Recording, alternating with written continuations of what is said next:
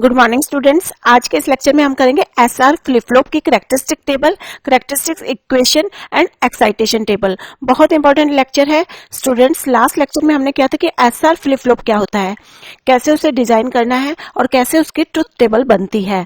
इस लेक्चर से पहले अगर आपने वो लेक्चर नहीं देखा तो रिकमेंडेड है पहले उसे देख लें, क्योंकि ये लेक्चर्स कॉन्टिन्यूटी में ही आपको समझ आएंगे। एसआर फ्लिप फ्लॉप जो बेस फ्लिप फ्लॉप होता है, इसी के बेस पे दूसरे फ्लिप फ्लॉप्स डिजाइन होते हैं। तो ये लेक्चर बहुत इंपॉर्टेंट होने वाला है, इसको आप बड़े ध्यान से देखेंगे। Welcome to 1 bit extra computer classes. SR flip flop की कैरेक्टरिस्टिक टेबल। तो एसआर फ्लिप फ्लॉप जिसकी ट्रुथ टेबल हम ऑलरेडी देख चुके हैं। एसआर इसके अंदर दो इनपुट्स होते हैं और दो इनपुट के चार कॉम्बिनेशन 0 0 0 1 1 0 एंड 1 1। तो इन पर क्या आउटपुट्स आती है ये हम ऑलरेडी देख चुके हैं। 0 0 पे होल्ड आता है, 0 1 पे 0, 1 0 पे 1 एंड 1 1 पे इनवैलिड। तो ये हम ऑलरेडी देख चुके हैं।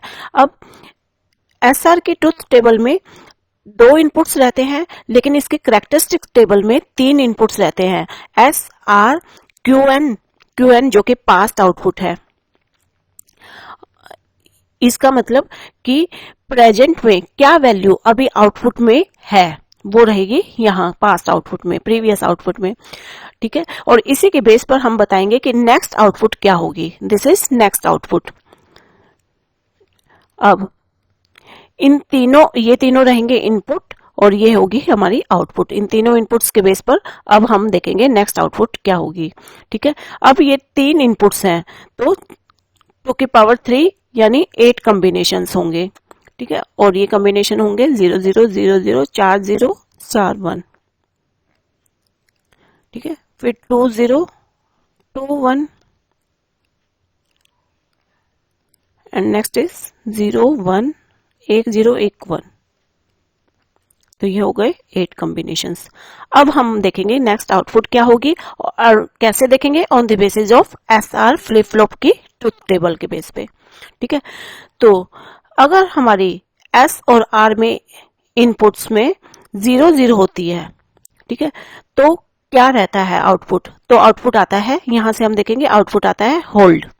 ठीक है, अगर एस में आर में 0 0 है, ठीक है, एस आर में अगर 0 0 है तो जो हमारी प्रीवियस आउटपुट होती है वही होल्ड रहती है। ठीक है, वही होल्ड रहेगी, यानी कोई चेंज नहीं होगा। जो आउटपुट पहले पड़ी है, यानी अगर प्रीवियस में 0 है तो 0 रहेगा, और इस 0 0 के केस में अगर 1 है आउटपुट में, प्रीवियस आउटपुट में, तो आउटपुट जाएगी 1।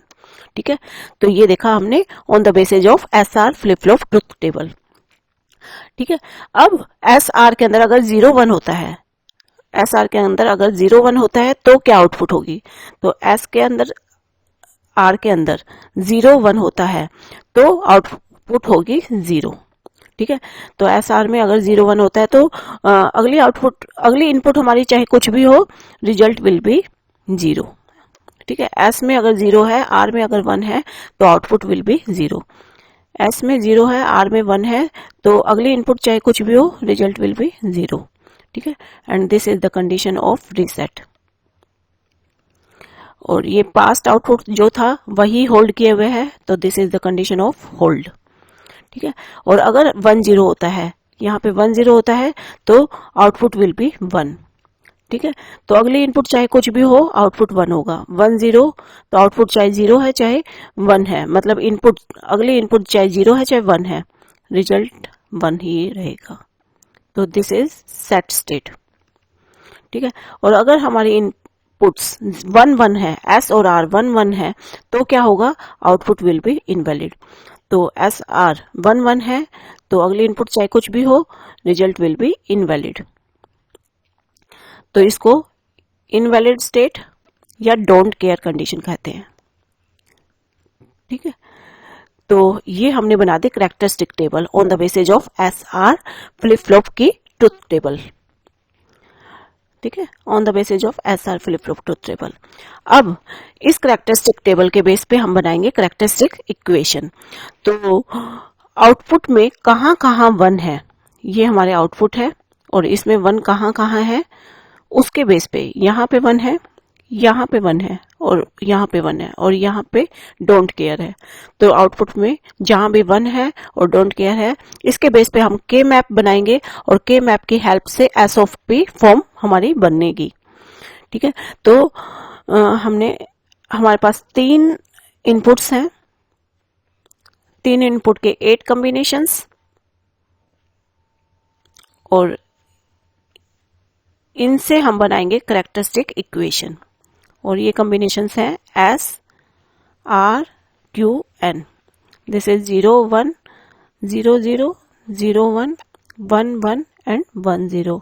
इसको हम कह सकते हैं S bar S, this is R bar Q N bar, this is R bar Q N, R Q N, R Q N का बार। तो ये है।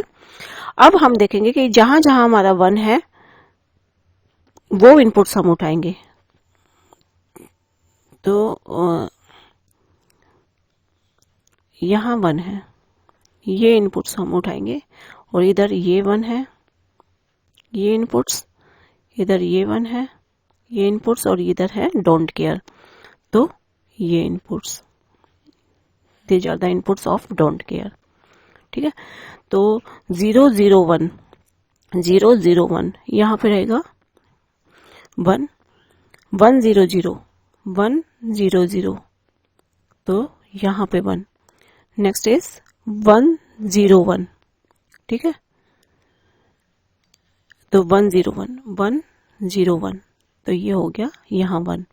ठीक है, फिर है 1 1 0 1 1 0, तो यहाँ पे डोंट केयर एंड 1 1 1 पे यहाँ पे भी डोंट केयर। अब हम इनके बनाएंगे groups and this is quad groups and this one is pair group.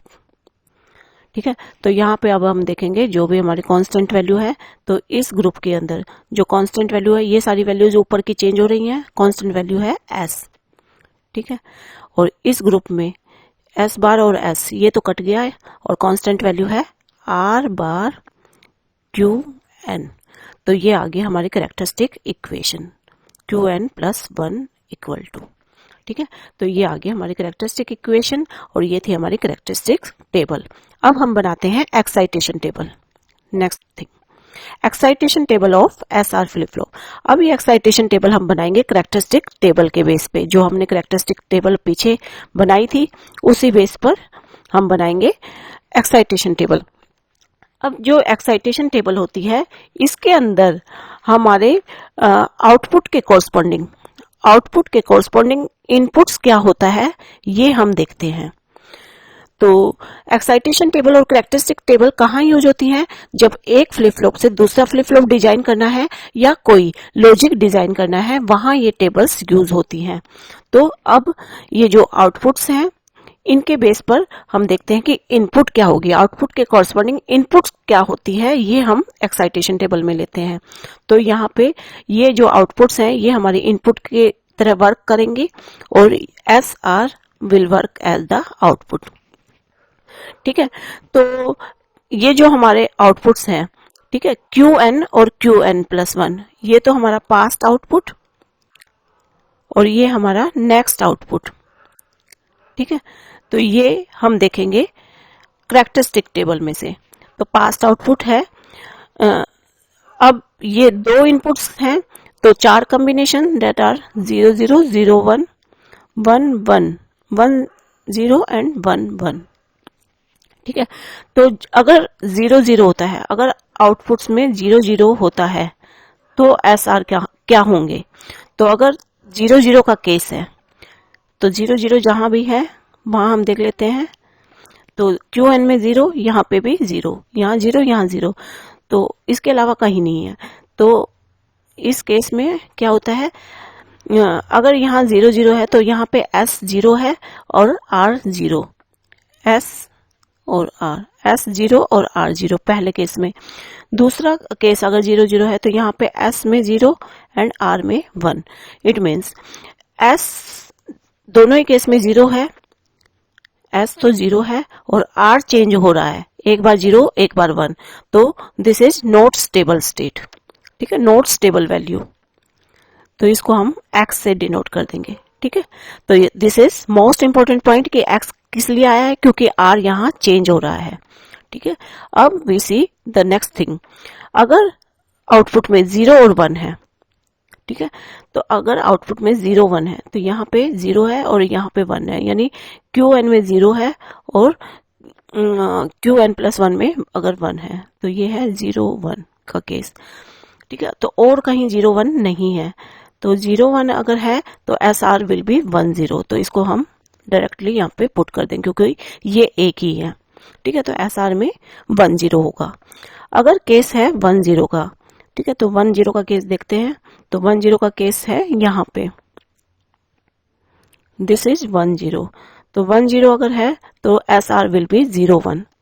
ये सिर्फ एक ही है तो हम इनको डायरेक्ट पुट कर देंगे। 1 0 सिर्फ एक ही था तो 0 1 या एस आर का डायरेक्ट पुट कर दिया यहाँ पे।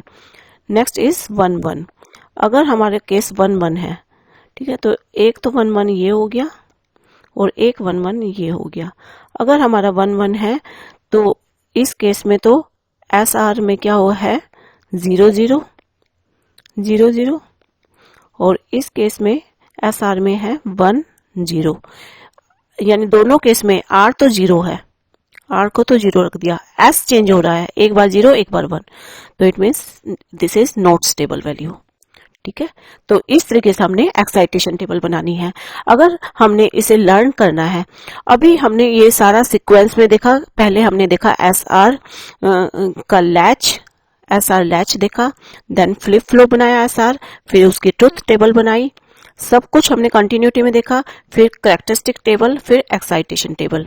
ठीक है, और ये सब अगर हमारा क्वेश्चन आ जाता है कॉम्पिटिटिव एग्जाम्स वगैरह में, तो ये सब चीजें निकाल करके जो है बनाना, तो ये सब टाइम कंज्यूमिंग हो जाता है, तो इसलिए जरूरी हो जाता है कई बार कि हम जो है इन चीजों को याद भी करें।